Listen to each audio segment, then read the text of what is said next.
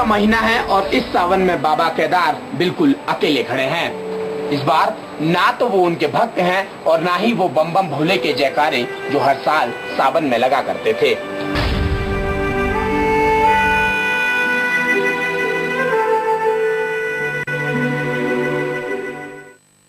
रात में जो केदारनाथ मंदिर चमकता था, गूंजता था, वहां आज सन्नाटा पसरा हुआ है। चारों ओर तबाही की यादें फैली हुई हैं। जाहिर है केदारनाथ को इंतजार है रौनक की, हलचल की।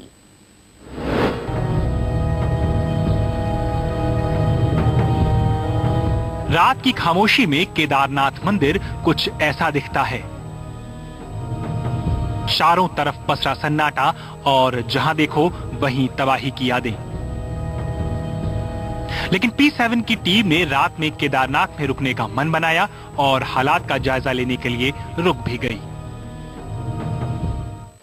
कुदरत द्वारा मचाए गए तांडव के बाद भले ही यहाँ की बड़ी बड़ी इमारतें जमींदोज हो गई हों, लेकिन बाबा केदार का ये धाम आज भी सीना ताने खड़ा है। मानो अपने भक्तों से कह रहा हो कि अगर मैं यहाँ मौजूद हूँ तो आप आने से क्यों घबराते हो। शायद यही संदेश सुनकर हमने भी ये निश्चय किया है कि आज पूरी रात बाबा केदार के हम धाम में बिताएंगे। हालांकि तबाही के 1 महीने बीतने के बाद भी केदारनाथ में बहुत कुछ नहीं बदला है। अभी भी चारों तरफ बदबू फैली हुई है।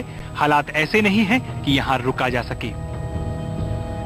लेकिन 10 डिग्री तापमान में ठंड को मात देने के लिए हमारी टीम को जलती हुई लकड़ियों का सहारा मिला। तो हमारी टीम ने केदारनाथ मंदिर समिति के अधिकारियों के साथ केदारनाथ में हालात कैसे बदलेंगे, इस पर भी बात छेड़ दी। केदारनाथ बाबा के धाम के बिल्कुल हम जस्ट सामने खड़े हैं और सामने बैठे हुए हैं और तमाम यहाँ पर जो लोग बैठे हुए हैं वो मंदिर समिति के लोग हैं और इनकी कोशिश है उन लोगों में विश्वास दिलाने की, उन लोगों के अंदर विश्वास जगाने की जो लोग उम्मीद हार चुके हैं कि अब शायद ही केदारनाथ बाबा के दर्शन हो पाएंगे। मेरे साथ गणेश गोदियाल साहब मौजूद हैं, अध्यक्ष हैं मंदिर समिति के। गणेश जी, किस तरह से विश्वास दिलाएंगे आप उन लोगों को जो बिल्कुल ही उम्मीद हार चुके हैं कि अब कभी बाबा के उन्हें दर्शन भी हो पाएंगे? ऐसी बात बिल्कुल नहीं है। यहाँ पर अगर उस घटना को हम अगर थोड़ी देर के लिए नजरअंदाज करें तो उसके अलावा कभी ऐसी कोई बात हुई ही नहीं है। मैं सबसे पहले तो ये बात कहना चाहूँगा कि शासन ने हमें कहा है कि आप जल्दी से जल्दी केदारनाथ पहुंचकर साफ सफाई करके और पूजा का शुरू करने का दिन नियत करें। हम यहाँ पर आए हैं, कल पहला सोमवार है। हम उम्मीद करते हैं कि जैसे आज हमारे सभी लोगों ने गर्भगृह को पूरी तरह साफ कर लिया। माननीय मंत्री हरक सिंह रावत जी आए थे, शैला रानी रावत जी जो यहाँ की विधायक हैं वो आई थी, और हमारे बीडी सिंह जी जो हमारे सीईओ हैं वो थे। सभी लोग ने और अन्य हमारे सभी मंदिर के अधिकारी लोग थे, कर्मचारी लोग थे, सभी ने मिलकर सहयोग करके कार सेवा के रूप में सब ने मेहनत की और गर्भगृह साफ कर लिया है। कल परसों 2 दिन में मैं ये जो आपने बाहर पंडाल देखा है जहां रेत जमा है, कल हम उम्मीद करते हैं कि कल और परसों में हम उसको साफ कर लेंगे। उसके बाद पूजा का दिन नियत करेंगे, फिक्स करेंगे। सभी लोगों को पूछ के, जो यहाँ के लोकल जो हमारा पंडा समाज है उनको पूछ के, जो हमारे शंकराचार्य हैं या रावल जी हैं, सबको पूछ के हम लोग एक दिन तय करेंगे और जो नियत दिन होगा उस दिन से हम पूजा शुरू करेंगे। पूजा शुरू करने के बाद मैं समझता हूँ कि अक्टूबर 15 के आसपास, जैसे कि शासन का मानना है कि अक्टूबर 15 के आसपास पैदल रास्ता गौरीकुंड से यहाँ तक का किसी न किसी प्रकार पैदल रास्ता बन सकता है। तो मैं ये कहूँगा कि लोगों को घबराने की बिल्कुल जरूरत नहीं है। रात जैसे जैसे बीत रही थी, केदारनाथ में हालात की मजबूरी हमारी टीम को समझ में आने लगी थी। कुल मिलाके हमें जो समझ आ रहा था वो ये कि यहाँ के हालात सामान्य होने में अभी काफी वक्त लगेगा। किरणकांत शर्मा, P7 न्यूज, केदारनाथ। वीरान कमरे में बेतरतीब तरीके से फैला ये सामान। केदारनाथ में 15-16 जून की रात की तबाही की दास्तां बयां कर रहा है। केदारनाथ में बिजली नहीं है, बाहर घुप अंधेरा पसरा हुआ है और कमरे के अंदर तबाही की तमाम यादें। इन तस्वीरों को देखकर इस बात का अंदाजा लगाया जा सकता है कि तबाही की रात लोगों को जान बचाकर भागने के लिए रत्ती भर समय भी नहीं मिल पाया होगा। केदारनाथ मंदिर इलाके की रात भयावह लगती है। चारों तरफ सन्नाटा है।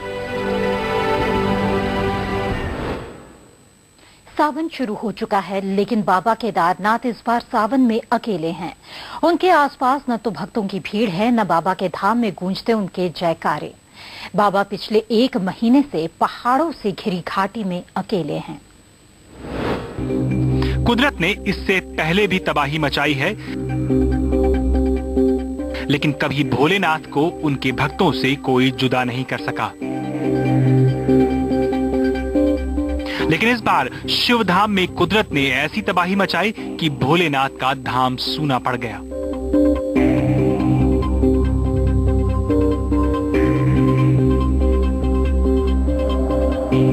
सावन का महीना है और इस सावन में बाबा केदार बिल्कुल अकेले खड़े हैं। इस बार ना तो वो उनके भक्त हैं और ना ही वो बम बम भोले के जयकारे जो हर साल सावन में लगा करते थे। इस बार है तो सिर्फ पसरा हुआ सन्नाटा और तबाही के बाद वो तमाम सबूत जो यहाँ पर जगह जगह बिखरे हुए हैं। केदारनाथ में तबाही के 1 महीने बाद भी तबाही के सबूत चारों तरफ अपनी कहानी बयां कर रहे हैं। हालांकि कोहरे की चादर में लिपटा केदारनाथ मंदिर परिसर अब कभी कभार मंदिर की घंटियों की आवाज से गूंज उठता है, खासकर तब जब नेता या अधिकारी यहाँ पूजा करने पहुँचते हैं।